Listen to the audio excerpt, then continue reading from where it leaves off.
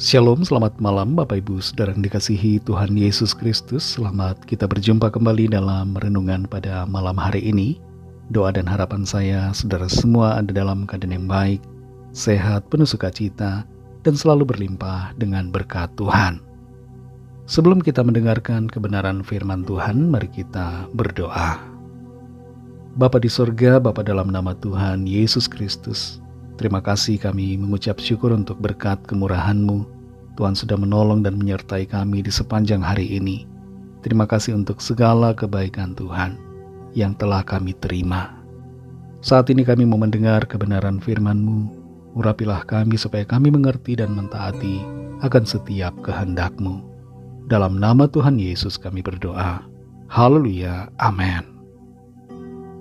Saudara yang dikasih Tuhan, ayat firman Tuhan saat ini terdapat dalam kitab Amsal pasal 9 ayat 4-6. Tertulis demikian. Siapa yang tak berpengalaman, singgahlah kemari. Dan kepada yang tidak berakal budi, katanya, marilah, makanlah rotiku dan minumlah anggur yang telah kucampur. Buanglah kebodohan, maka kamu akan hidup, dan ikutilah jalan pengertian. Saudara yang dikasih Tuhan, bagaimana perasaan kita kalau kita menerima dua undangan acara yang diadakan di jam yang sama? Misalnya, undangan pernikahan dari sahabat yang dua-duanya penting. Kita pasti akan bingung dan berusaha mencoba untuk memikirkan bagaimana caranya bisa memenuhi dua-duanya. Atau mana yang sebaiknya kita datangi. Atau contoh lain adalah undangan acara lain. Misalnya interview pekerjaan di dua perusahaan yang berbeda pada hari dan jam yang sama yang tidak bisa kita minta perubahan jadwal. Pasti kita akan bingung mana yang mau kita pilih. Dalam kehidupan ini saudara kita semua diperhadapkan pada dua undangan. Yang satu adalah undangan untuk menjalani hidup dalam tuntunan Tuhan, dan yang satu lagi adalah undangan untuk menjalani hidup dalam tuntunan yang berlawanan dengan Tuhan, entah itu setan atau diri sendiri. Dalam Amsal 9 ini terdapat dua buah undangan, dan itu dituliskan pada judul perikop dari pasal ini. Dua undangan itu adalah undangan hikmat dan undangan kebodohan.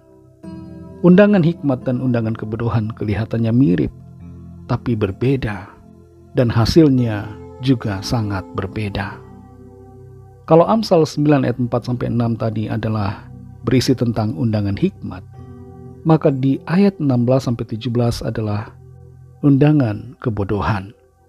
Dikatakan di ayat 16-17, siapa yang tak berpengalaman, singgahlah kemari.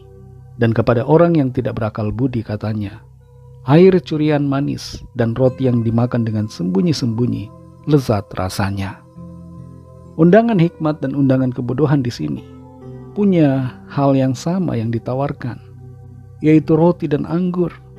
Tapi yang pertama, undangan hikmat adalah roti dan anggur yang didapat dengan cara yang benar, sedangkan undangan kebodohan adalah roti dan anggur yang merupakan hasil curian.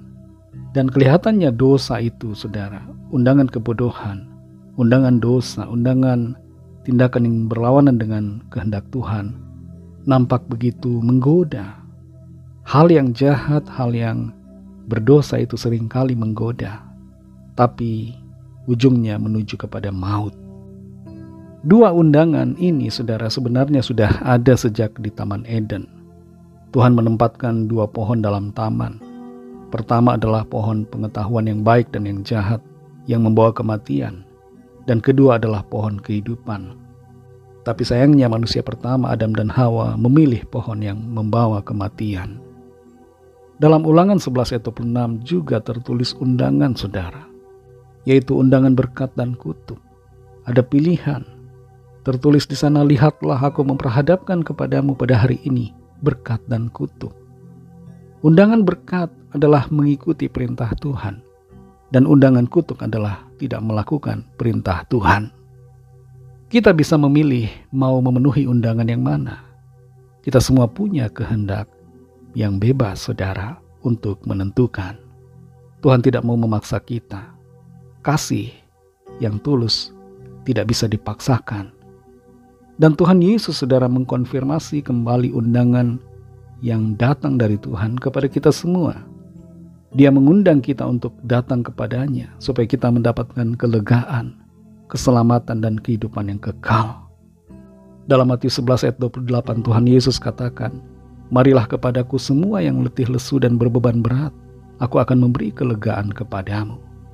Kelegaan di sini bukan sekedar lega dari rasa haus atau lega dari segala beban, tapi kelegaan ini jauh melampaui semua itu. Kelegaan di sini berbicara tentang kelepasan dari dosa dan keselamatan serta kehidupan kekal. Dalam Yohanes 11 ayat 25, Tuhan Yesus katakan, "Akulah kebangkitan dan hidup. Barang siapa percaya kepadaku, ia akan hidup, walaupun ia sudah mati." Kalau kita memilih Tuhan Yesus, kita akan mengalami kehidupan. Dan kehidupan itu adalah kehidupan kekal. Kita akan terbebas dari hukuman. Kita tidak akan melihat kebinasaan selama-lamanya di dalam neraka. Kita akan diampuni. Kita akan disucikan, dibebaskan, dijadikan anak-anak Allah yang hidup kalau kita memilih Tuhan Yesus Kristus. Saudara yang dikasihi Tuhan, selalu ada dua kubu yang mengundang kita, yaitu baik dan jahat. Ikutilah yang baik, ikutilah firman-Nya, ikutilah Tuhan Yesus, agar kita selamat dan masuk pada kehidupan yang kekal.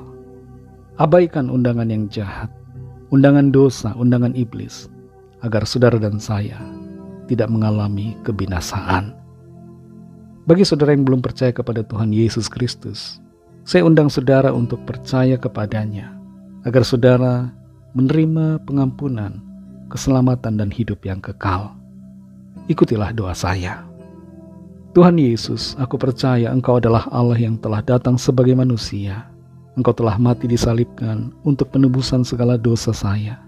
Engkau telah bangkit pada hari yang ketiga dan naik ke sorga, dan akan datang kembali di akhir zaman. Terimalah aku Tuhan sebagai anak-Mu dan pimpinlah hidupku, sekarang ini dan seterusnya sampai selamanya. Amin. Bagi saudara yang baru saja menyatakan iman percaya kepada Tuhan Yesus Kristus, teruslah belajar firman Tuhan, bacalah Alkitab dan berilah diri saudara dibaptis, dan layanilah Tuhan, serta setialah kepadanya sampai akhir. Bagi saudara semua pendengar renungan saat ini, mari kita berdoa. Terima kasih Tuhan Yesus, kami mengucap syukur untuk firman-Mu yang sudah kami dengar. Firman-Mu yang kembali mengingatkan kami untuk kami memilih kebenaran, memilih Engkau Tuhan Yesus, dan memilih untuk hidup dalam firman-Mu. Tidak mengabaikan kebenaran-Mu, tidak mengikuti dosa dan tidak mengikuti godaan iblis, tapi senantiasa mengikuti Engkau, dengar-dengaran kepada perintah-Mu. Terima kasih untuk firman-Mu. Pimpin kami selalu Roh Kudus untuk berjalan dalam kehendak-Mu ya Bapa. Berkati kami di sepanjang malam ini dalam istirahat kami. Lindungilah kami, naungi kami dengan kasih dan kuasa-Mu. Kami membawa setiap pergumulan kami masing-masing. Lawatlah dengan kuasa-Mu. Nyatakan mujizat dan pertolongan-Mu yang ajaib bagi setiap kami. Ampuni kami Tuhan akan dosa kesalahan kami, seperti kami juga mengampuni orang yang bersalah kepada kami. Dan pimpin kami menjadi sempurna, seturut dengan kehendak-Mu. Berkat-Mu atas bangsa kami, Indonesia, dan juga semua bangsa di dunia ini. Berkat-Mu juga atas keluarga kami masing-masing secara pribadi. Dalam nama Tuhan Yesus Kristus, kami sudah berdoa dan mengucap syukur. Haleluya. Terimalah berkat Tuhan. Tuhan memberkati engkau dan melindungi engkau. Tuhan menyinari engkau dengan wajah-Nya dan memberikan kasih karunia. Tuhan menghadapkan wajah-Nya kepadamu dan memberikan damai sejahtera. Berkat anugerah Allah Bapa, kasih karunia dari Tuhan Yesus Kristus, dalam persekutuan dengan Roh Kudus, menyertai kita semua, sekarang ini dan sampai Maranatha Tuhan Yesus datang kembali, dan bahkan sampai selama-lamanya. Dalam berkat nama Tuhan Yesus Kristus, haleluya, amin.